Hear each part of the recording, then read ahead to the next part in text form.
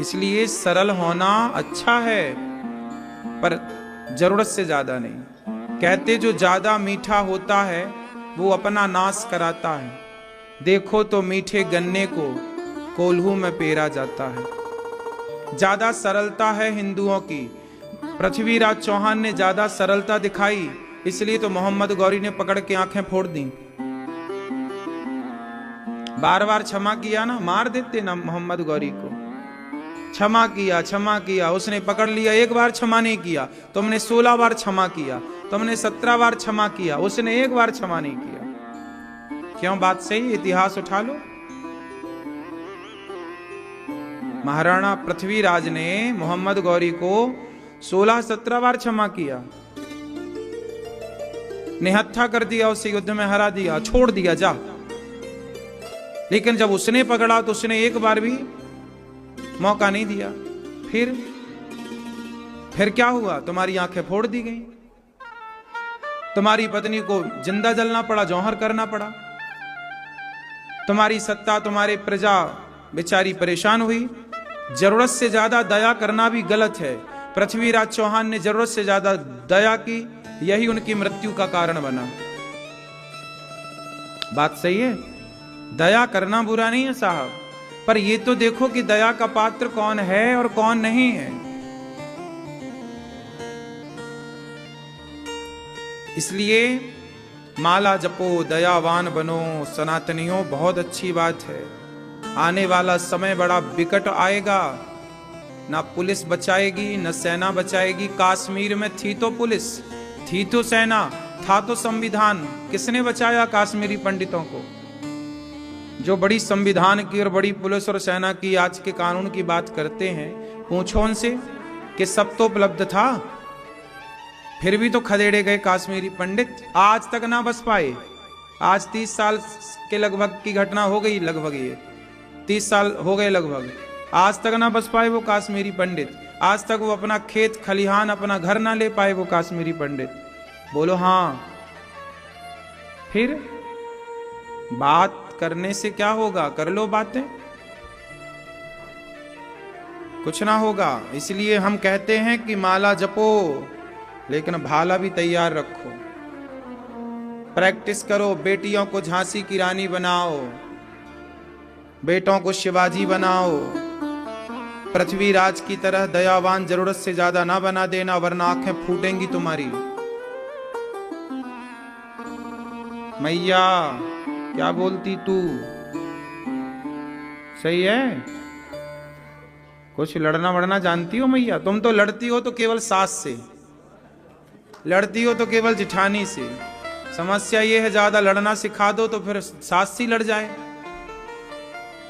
अरे लड़ना सीखना है, इसका मतलब ये नहीं कि परिवार में लड़ना है। जरूरत के लिए आदमी तैयार रहे।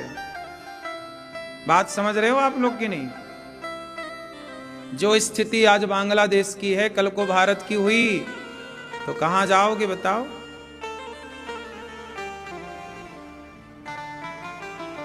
सारे खदेड़ दिए जाओगे।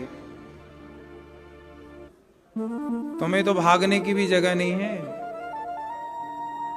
कश्मीर से खदेड़े गए तो भारत के कोने कोने में आए, बांग्लादेश से खदेड़े गए तो भारत आए, पाकिस्तान से खदेड़े गए तो भारत आए। भारत से खदेड़े जाओगे तो कहां जाओगे? कौन है तुम्हारा आके खड़ा हो? इसलिए कहता हूं कि आपको अपने आप को मजबूत करना चाहिए, अपनी बेटियों को, अपने बेटों को योग्य बनाना चाहिए। डिग्रियां काम ना आएंगी। बेटी झांसी की रानी हो, लड़े, भागेगी कहां? कहा मैया तुम कहां भागोगी? जहां भागोगी वहीं आक्रांता मिलेंगे, वहीं तुम्हें लूटेंगे। इसलिए लड़ना है। हमारे देश में कितनी वीरांगनाएं भई हैं जिनके बारे में नहीं पढ़ाया जा रहा है बच्चियों को। पढ़ाते तो ये हमारी बेटियां कॉकरोच से डरने वाली काहे बनती? आज हमारे देश की लड़कियां कॉकरोच से डरती हैं, नहीं डरती, चूहिया से डरती हैं ये बहन बेटियां। तुम का लड़ोगी? काश झांसी की रानी का पाठ सबको पढ़ाया होता और बनाया गया होता। स्कूलों में एक क्लास तलवार की होनी थी सनातन को। हमारे यहाँ तो तलवार की क्लासें थी उस जमाने में। झांसी की रानी के जमाने में क्या था? झांसी की रानी क्या पढ़ती थी? तलवार चलाना, यही तो पढ़ाई थी। युद्ध नीति, यही तो पढ़ाई थी। पहले 3 पढ़ाइयां थी, युद्ध नीति, राजनीति और अर्थनीति। राजा लोग कूटनीति भी पढ़ते थे। अर्थनीति मतलब पैसा कैसे कमाया जाए, ये अर्थशास्त्र है। आजकल बच्चे पढ़ रहे हैं, इन्हें कुछ नहीं पता, इन्हें बस नौकरी, पढ़ लिया, इतनी डिग्रियां हैं, 1 2 3 4 इतनी डिग्रियां हैं, पर क्या बने? नौकर। भैया नौकरी दे दो, 20,000 की दे दो। क्या पढ़ा रही भैया तू, क्या नौकरी करेगा? नौकर काहे बनना है? अर्थशास्त्र पढ़ते तो आप मालिक बनते। हमारे यहां पहले ऐसी पढ़ाई होती थी जो व्यक्ति को सेल्फ डिपेंड बनाती थी, आत्मनिर्भर। आजकल की पढ़ाई व्यक्ति को आत्मनिर्भर नहीं बना रही है, पराधीन बना रही है। क्यों? आप लोग सारे बॉस के अधीन रहते हैं। बॉस ने आज भगा दिया तो खत्म, लो घर में बैठो। तुम नौकर बन के काहे जी रहे हो? तुम्हें शर्म भी तो नहीं आ रही है? इतने नौकरी करनी चाहिए उन्हें जो अनपढ़ है। पढ़े लिखे नहीं तो भैया नौकर बनो, चलो नौकरी करो, करना ही पड़ेगा तुम्हें, तुम नहीं पढ़े लिखे। लेकिन इतना पढ़ के भी तुम नौकर बने तो क्या बने? क्या कहते हो? माइंडेड व्यक्ति जो होता ना, बुद्धिमान, वो नौकर नहीं बनता। ये तो लप्पू झिन्ना है, नौकर बन गए।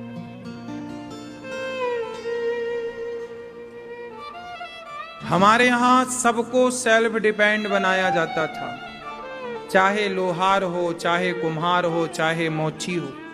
मोची है तो वो अपना सेल्फ डिपेंड था, अपना काम करता था, उसे किसी के आगे हाथ पसारने की जरूरत थी नहीं, वो अपने कारोबार में था, चमड़ा का काम करता था। लोहार अपना लोहे का काम करता था, सेल्फ, उसका बच्चा वही करता था, सेल्फ डिपेंड था, उसके पास जन्म से रोजगार था। क्यों था कि नहीं? पहले के जमाने में हर व्यक्ति का जन्म से रोजगार था। ब्राह्मण का बेटा है तो पंडिताई करेगा, उसका जन्म से यजमानी थी। क्यों? जन्म से उसका काम था। मतलब ये नहीं कि भैया अब हम बड़े हो गए, ब्याह हो गए, अब क्या करें, नहीं, हमारा जन्म से काम था। बोलो था कि नहीं? फिर कोई बेरोजगार था ही नहीं इस देश में पहले। आज की 21वीं सदी में कितनी बेरोजगारी है। 100 साल पहले जाके देखो, कोई बेरोजगार था क्या? सब काम पे लगे थे, अपना अपना काम सब कर रहे थे, अपने अपने सिस्टम पर थे। अब पढ़ लिख करके आदमी परेशान है। पहले अनपढ़ था तो परेशान नहीं था, आज पढ़ा लिखा है तो परेशान है। पहले अनपढ़ था तो काम से लगा था, आज पढ़ा लिखा है तो बेरोजगार है। बात सही है? पहले अनपढ़ था तो डिप्रेशन की बीमारी थी ही नहीं, कोई जानता नहीं था डिप्रेशन क्या होता है, डिप्रेशन का नाम ही नहीं सुना था किसी ने। तनाव क्या है, चिंताएं क्या, कोई नहीं जानता था, ना के बराबर, काहे की चिंता। और आज पढ़ा लिखा है तो व्यक्ति तनाव में। कहते ना पहले एक आदमी गांव में रहता था, आज का व्यक्ति तनाव में रहता है। हाँ? गांव से कहां पहुंच गया? तनाव में। ये उन्नति हुई है। इसलिए कहता हूं कि जब भगवान श्री कृष्ण बांसुरी, देखो भगवान कृष्ण कितने अच्छे हैं, लेकिन बांसुरी बजा रहे हैं, लेकिन भगवान को पता लगा कि यार बांसुरी की बात तो समझ ही नहीं रहा कोई, तो फिर बांसुरी रखी कन्हैया ने, फिर क्या उठाया? सुदर्शन, सुदर्शन चक्र। यदि बांसुरी बजाने वाले कन्हैया को उठाना पड़ा, तब जाके उस जमाने में व्यवस्था बनी। तो आपकी बेटियों को भी, आपके बेटों को भी शिवाजी और झांसी की रानी बनना पड़ेगा। नहीं बनाओगे तो फिर मरोगे, या तो मरने को तैयार हो जाओ। क्यों? या तो बांग्लादेश का हिंदू मरे या फिर मारे। अब तो दो ही रास्ते हैं, या तो मरो या तो मारो। ऑप्शन भी तो नहीं है अब तीसरा। क्यों जी? है। इसलिए ये बांग्लादेश की जो घटना है ये सबके सीख के लिए है। लेकिन अब ना सीखो तो फिर ना देना दोष, न देना दोष किस्मत को, विपत्ति तो सब पे आती है। विपत्ति जब आती है तो आपको सावधान कराती है, लेकिन विपत्ति आने पर भी सावधान ना भये तो उस व्यक्ति का विनाश हो जाता है। ठीक है, सावधान। भगवान की कृपा से हम भगवान की कथा सुन रहे हैं, और कथाओं को सुन करके हम देखो, हम धार्मिक हैं, सनातनी धार्मिक हैं। इसका मतलब ये नहीं है कि हम पिटते रहें। धार्मिक हम क्यों हैं? क्योंकि हम जानते हैं कि धार्मिकता में ही सुख है, आनंद है, वरना संसार में आनंद सुख कहीं नहीं है। दुनिया में सबसे ज्यादा डिप्रेशन अमेरिका, लंदन, पेरिस, इन देशों में जाओ, सबसे ज्यादा यहां पर तनाव है, टेंशन की, चिंताओं की बीमारियां हैं। आपको पता है, हम लंदन गए, वहां पर कोई किसी से बात नहीं करता, कोई किसी से मिलता नहीं है, कोई हंसता नहीं है। वहां कोई हंसता दिखेगा नहीं आपको। वहां पूरी जिंदगी आदमी दवाइयों पर निर्भर रहता, डिप्रेशन की दवाई। वहां कोई योग नहीं है, योग जानती ही नहीं बेचारे। जानवरों टाइप का जीवन है वहां। वहां पता है, कच्चा मांस खाते हैं, जैसे शेर कुत्ता नहीं खाता, ऐसे वो मांस खाते। उनको रोटी बनाने नहीं आती वहां की स्त्रियों को। वहां के लोग केवल दो चीजें जानते हैं, एक तो कच्चा मांस खाना, पका के खा लिया। ये पिज्जा कहाँ की? वहां पर रोटी बाजार में मिलती है, वहां रोटी कोई बनाता नहीं है। वहां रोटियां बाजार में मिलती हैं, बनी बनाई, 10 दिन पुरानी, 20 दिन पुरानी। उन्हें लाओ, थोड़ा गर्म करो या ऐसे खा लो। ये खाना है वहां का। वो क्या जाने कि 56 भोग क्या होता। खाएंगे कच्चा मांस, ब्रेड में कच्चा मांस रखेंगे, खा जाएंगे। तो वो खाना भी तो नहीं जानते, जानवरों टाइप का जीवन है। दूसरा, वहां पर बच्चे, छोटे छोटे बच्चे, मां अपनी बेटी को सिगरेट पिलाती है। नशा इतना ज्यादा है वहां कि छोटे छोटे बच्चे शराब तो पीते ही पीते हैं, क्योंकि वहां की रिक्वायरमेंट है, क्योंकि वहां ठंडा है, ठंडा बहुत ज्यादा है ना, बर्फ गिरती है। तो वहां पर वो लोग शराब को पानी की तरह पीते हैं। बच्चे छोटे छोटे शराब पीते हैं। वहां की उनकी आवश्यकता होगी, पर हमारे यहां तो मौसम बदलता है, हमारे यहां शराब की आवश्यकता नहीं। वहां तो माँ सिगरेट पीती है और छोटी बच्ची है 12 साल की, उसको भी देती, तू भी पी। माँ ही बेटी को सिगरेट पिलाती है। तो वहां पे ये है। वहां लड़की 18 साल की होती है तो अपने माँ को टाटा बाय बाय कह के चली जाती है। कहां? सदा के लिए। कहां चली जाती? कहीं भी जहां उसका जी करे।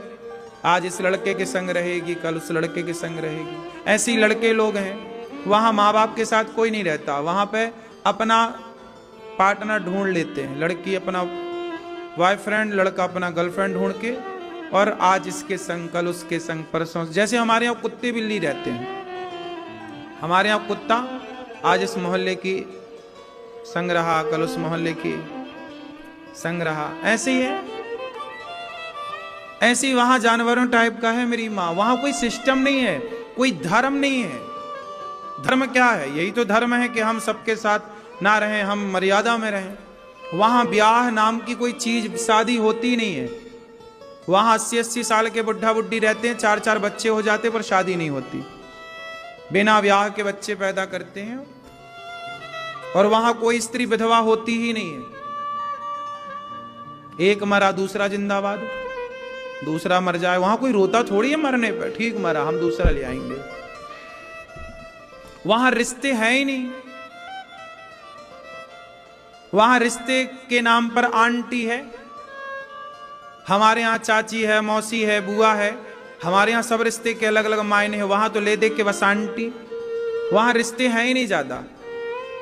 वहां कोई जानते नहीं कि रिश्ते क्या होते हैं, रिश्तों की कीमत क्या हो। वहां कोई नहीं जानता कि माता भगवान होती है, मातृ देवो भव। वहां कोई नहीं जानता कि पिता भगवान होता है, पितृ देवो भव।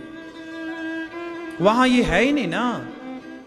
वहां 80 साल में आदमी मर जाए तो डोकरी रोती होती नहीं है, दूसरा ले आती है मस्त। हाँ या ना?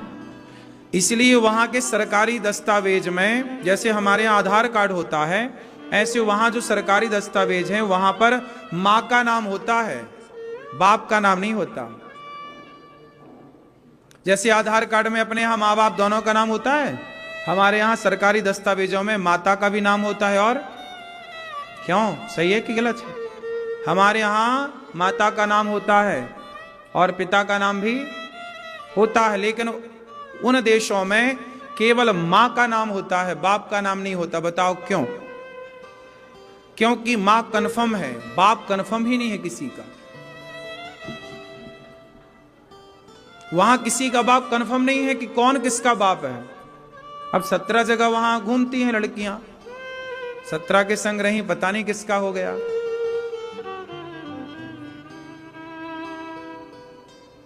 हाँ देखो, हमारे देश के लोग ये सुन के हंस रहे हैं, लेकिन वहां ऐसा है। अब सोचिए कि वहां ये जानवरों टाइप का कल्चर है। अमेरिका, लंदन, ये सब यहीं ऐसे ही है, पेरिस है, ये सब देश ऐसे ही हैं। कोई रिश्तों की कदर नहीं है, रिश्तों की कोई रिस्पेक्ट नहीं है। वहां जब बूढ़ा हो जाता है ना आदमी, तो वहां सारे वृद्धों की सेवा सरकार करती है। बच्चा कभी अपने माँ के पाँव नहीं दबाता, वहां कोई सेवा। और सुनो, वहां जैसे हमारे यहाँ माँ अपने बच्चे को दूध पिलाती है और अपने साथ सुलाती है, हमारे भारत की माँ अपने बच्चे को संग सुलाती है कि नहीं? 1 साल के बच्चे को, 2 साल के बच्चे को, 3 साल के बच्चे को, हाँ या ना? लेकिन वहां नहीं सुलाती साथ में। वहां बच्चा पैदा हुआ, बच्चे का कमरा अलग होता है। छोटा बच्चा 1 महीने का, उसका कमरा अलग, रूम अलग, अलग सेपरेट। वो जब रोएगा, थोड़ा बहुत रोएगा तो नहीं जाती माँ, जब ज्यादा रोएगा तब जाती है।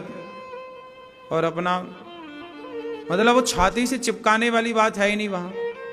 वहां ममता नहीं है, प्रेम नहीं है, वहां प्रेम है ही नहीं। वहां सिर्फ पैसा है कि वहां के लोग तनाव में रहते हैं, डिप्रेशन में रहते हैं। उनको ये लगता है कल क्या खाएंगे। हमारे देश में तो 4 दिन आदमी काम ना करे तो भूखा नहीं मरेगा, लेकिन वहां 4 दिन काम ना करे तो भूखा मरेगा, कोई देने वाला नहीं है।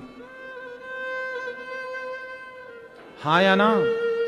हमारे यहां तो ना करो काम तो भी भैया सब मिल रहा है खाने को। हमारे यहां खाने को बढ़िया है। हमारे यहां गरीब हो अमीर हो सब पेट भर खा रहे हैं, और 10 दिन तुम काम ना करो, 1 महीना काम ना करो तो भी तुम्हें खाने को प्रॉपर मिलता है। लेकिन वहां ऐसा नहीं है, वहां करना ही पड़ता है काम। महंगाई बहुत है। हमारे यहां टमाटर, केला 10 रुपए दर्जन होंगे, 20 रुपए दर्जन होंगे, 40 रुपए दर्जन होंगे। वहां 800 रुपये दर्जन है।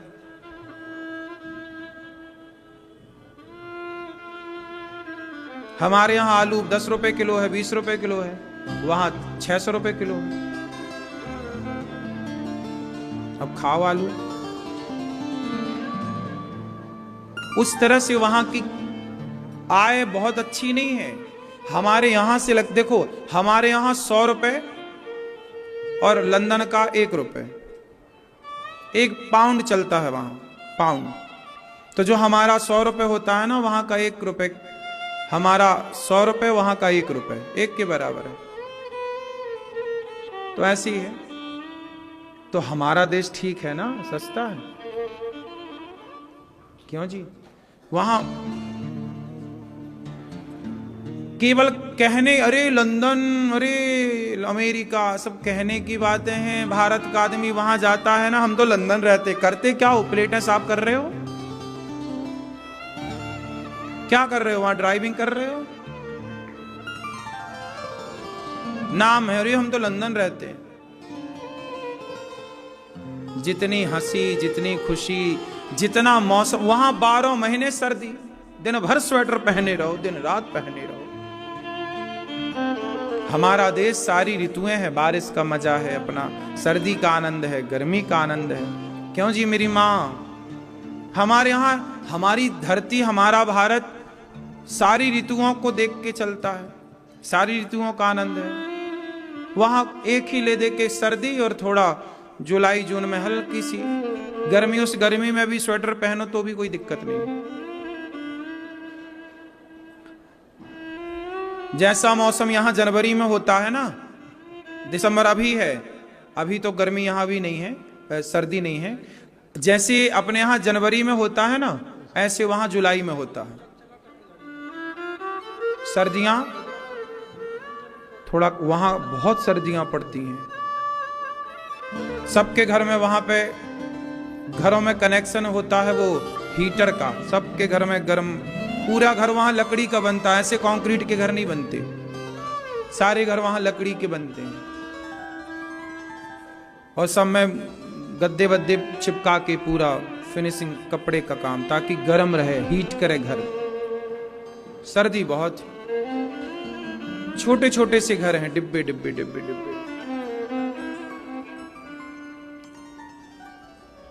बस ऐसी है।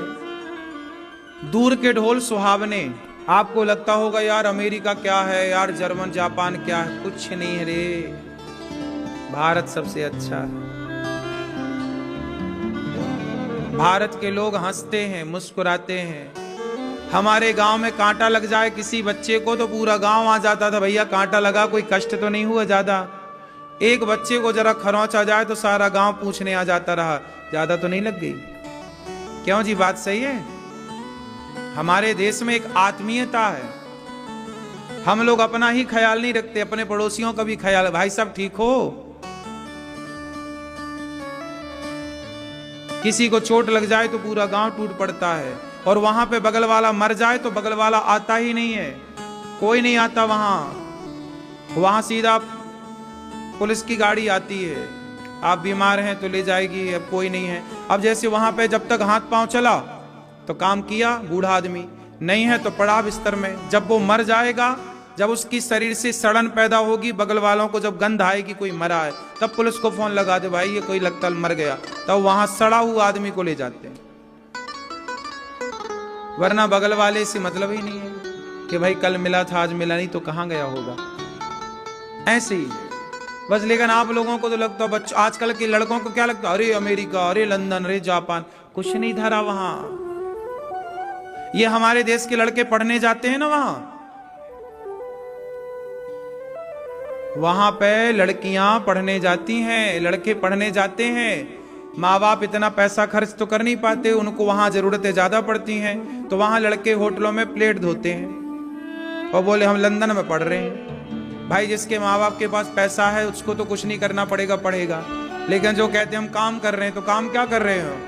वहां पे मैं जब कथा करने गया तो वहां एक की होटल थी, तो उसने अखबार में निकलवाया कि भाई हमें प्लेट धुलने वालों की जरूरत है। तो 2 लोगों की जरूरत थी, तो 800 लड़के आए और सारे भारत के थे। पढ़ने गए ना लड़के वहां, तो वहां प्लेट धुलने में भी पैसा मिलता है, तो पैसा तो चाहिए। काम वहां भी बेरोजगारी है, ऐसा थोड़ी है कि सब काम ही काम, वहां भी बेरोजगारी है। अब 2 लड़कों की जरूरत है और 800 लड़के आए और सारे भारत के आए, और ये वही लड़के हैं जो पढ़ने जाते हैं, लड़कियां पढ़ने जाती हैं। चलो जिसके माँ बाप हैं अच्छे तो वो देते हैं, वरना लड़कियों को वहां पे क्या करना पड़ता है? वैश्यावृत्ति, वैश्या बनना पड़ता है।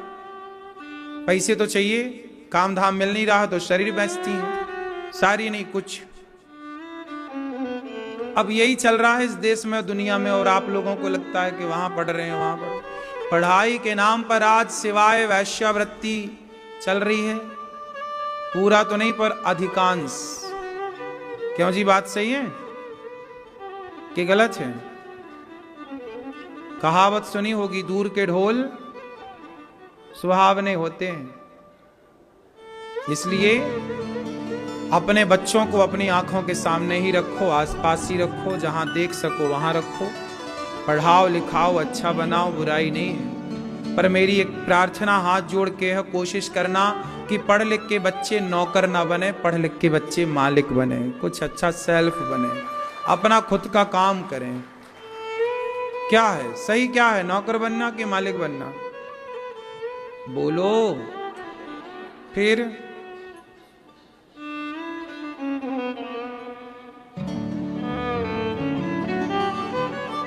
तो कल हम लोगों ने सुना कि परीक्षित जी को 7 दिवस में मरने का श्राप लगा। इति लंघित मर्यादम तक्षका सप्तमे हनि। जिसे 7 दिन में मरना हो वो क्या करे? राजा परीक्षित ने कलयुग को 4 कमरे बनवाए। द्यूतम पानम स्त्रियः सूना यत्रा धर्मश्चतुर्विधा। द्यूतम क्या करना है? जुआ। कलयुग कहां रहता है? जहां पर जुआ होता है। द्यूतम, इसलिए जुआ नहीं खेलने का। जुआ नहीं खेलते हैं, जुआ खेलोगे सर्वनाश होगा। जुआ, कलयुग कहां रहता है? ये कौन सा युग चल रहा है?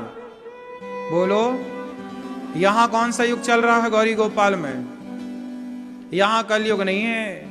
जहां कथा है, जहां सत्संग है, जहां कीर्तन है, जहां भगवत चर्चा है, वहां कलयुग का क्या काम है? वहां कलयुग क्या करेगा? इसलिए यहां कलयुग नहीं है। जहां एसी चल रही है वहां गर्मी है? बोलो, जैसे एसी के प्रभाव से गर्मी का प्रभाव समाप्त हो जाता है, हो जाता है। गर्मी का कोई प्रभाव नहीं है वहां जहां एसी है। गर्मियों में भी आदमी कंबल ओढ़ के सोता है, एसी यदि चालू है तो। जैसे एसी के चलाने के बाद गर्मी का प्रभाव शून्य हो जाता है, ऐसे ही जहां कथा कीर्तन, तो तुम्हारी खोपड़ी में कलयुग महाराज बैठे। जल्दी सत्संग करके भगवान में मन लगा के मन पवित्र करो, वरना ये कलयुग तुम्हारा नाश करेगा। जैसे रावण की खोपड़ी में कलयुग बैठ गया। अब आप कहोगे रावण तो त्रेता में था, वहां कलयुग क्या? अरे कलयुग 4 युग में होता है।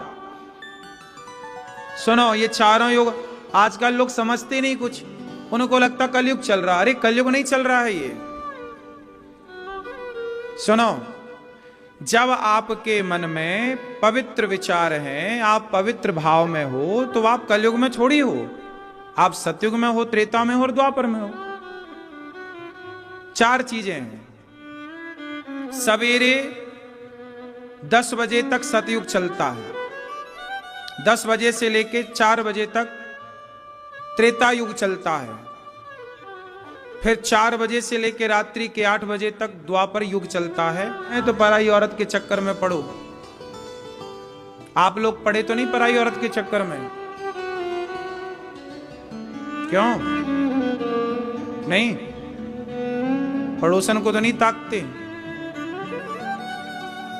सामने वाली खिड़की में एक चांद का टुकड़ा सूप नखा बन गई स्त्री, पराए चक्कर में पड़ के नहीं, नाकवान कटवा लिया।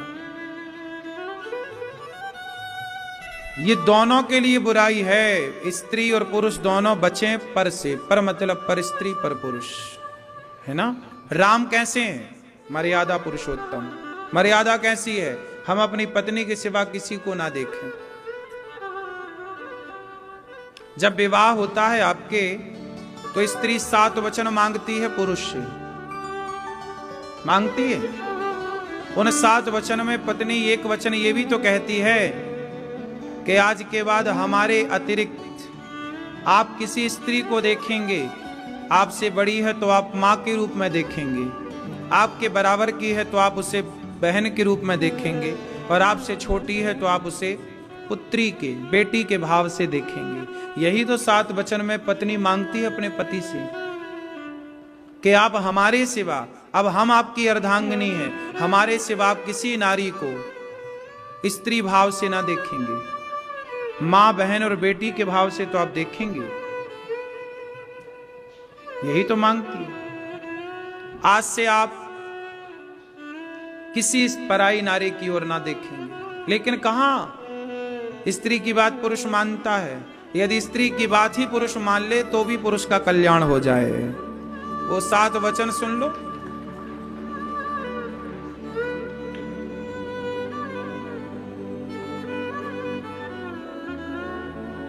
उन 7 वचन में स्त्री ये भी कहती है अपने पति से, क्यों मैया, तुम महिलाओं को अपने अपने 7 वचन याद कर लेना चाहिए।